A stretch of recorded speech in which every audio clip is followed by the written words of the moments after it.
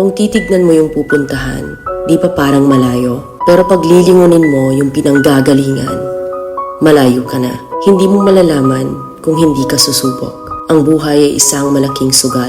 Kung lagi kang takot sumugal sa isang bagay dahil takot kang mawalan, mauubos lang kung anong meron ka. Kung hindi ka mawawalan, hindi ka rin magkakaroon. Kung ano man ang mga desisyon mo ngayon, yun ang magiging buhay mo bukas. Lakasan mo lang yung loob mo. Dahil ang mundong to, aapakan lang ang mga mahihina. Ibangon mo palagi ang sarili mo.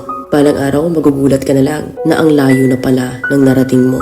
Kahit mabagal ang progress, basta may usad at kumikilos ka, okay na yan. Wala tayong magagawa. Ganyan talaga ang proseso ng buhay.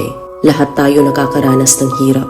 Hindi natin alam kung hanggang kailan tayo dito sa mundo. Kaya mas piliin mo maging mabuting tao. Ang pinakayaman na maituturing natin sa sarili ay ang ating mga pangarap. Kapag handa kang abutin yung mga pangarap mo, hinding-hindi ka maghihirap. Kung lagi kang may pinagdaanan sa buhay or pagsubok, pruweba lang yan na isa kang magiting na sundalo. Sa mga pagsubok, diyan ka aangat, diyan ka babaguhin. Yung tatag mo kung paano ka mag-ayos ng problema. Hindi ka magtatagal sa mundo.